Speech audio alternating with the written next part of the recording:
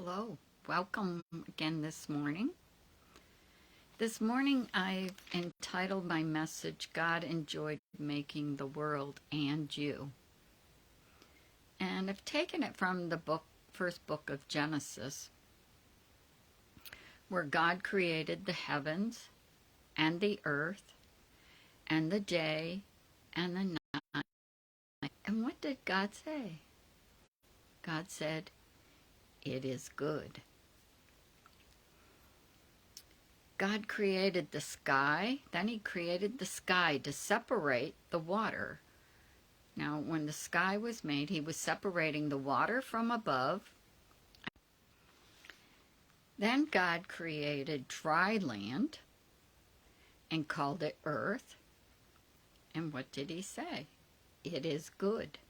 When he made the earth, he said, "It is good."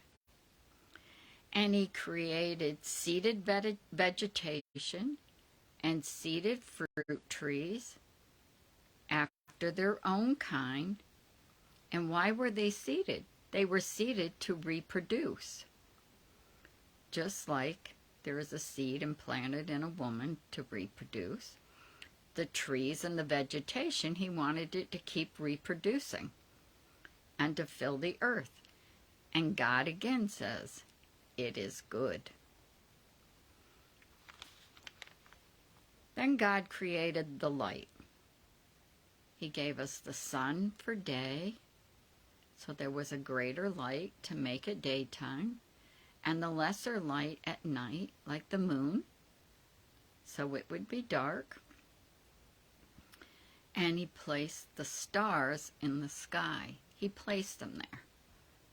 If you read further in God's Word, you'll see that he placed them there one by one, and he called them by name. God took great pleasure in creating the world and us. Then God made the sea life to fill the waters and birds to fill the air, each after its own kind, so they would breed with their own kind. Man was the one that made hybrids. God made the real thing. And God saw that it was good. And God blessed, I love this, God blessed the creatures, and he told them to multiply, to fill the sea, and the air. He wanted them to multiply, to fill the waters and to fill the sky.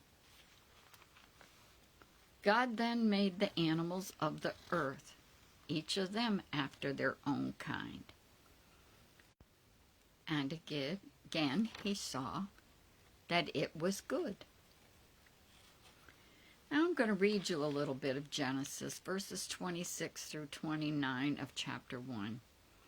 Then God said, "Let us make man in our image, according to our likeness." God loved making us so much, and loved us so much, that he wanted us to be like him. Not only in our physical body, but he also wants us that way in our spirit man. And he continues on and says, "And let them rule over the fish of the sea, and over the birds of the air, or sky, and over the cattle, and over all the earth, and over every creeping thing that creeps on the earth." In verse 27, and God created, here he is, he's creator. And God created man in his own image. In the image of God, he created him. Male and female. For a purpose he made them, male and female. He made us male and female, and whatever he made you that for a reason. He created them. And then verse 28, and God blessed them. And God said to them, "Be fruitful and multiply and fill the earth. So God made male and female to reproduce because he wanted us to fill the earth. That was his purpose, was to multiply and fill the earth. And when man and man come together and woman, there's no chance of multiplying. All it does is kill. It destroys. So God had male and female come together to multiply.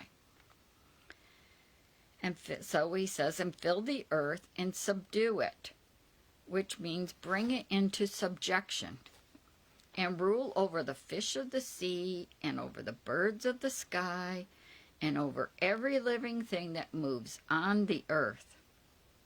Verse 29, then God said, behold, I have given you every plant yielding seed that is on the surface of all the earth. Remember, seed, so it reproduces. And every tree which has fruit yielding seed. Here he is showing he is our provider. He provides for us. And it shall be food for you. So once again, God saw that all he had made was good. He said it was very good. And God gave us another day. And it was a day of rest. He knew that we would need physical rest to rejuvenate, to strengthen our bodies, but also a day to rest in him, to draw from him, to get filled with those things of God. He enjoyed making the heavens and the earth. He enjoyed making mankind. He enjoyed it. So think about that today. Intricately did God make us. He made the world that way, each after its own kind. And if you watch the different nature shows, you're going to see just how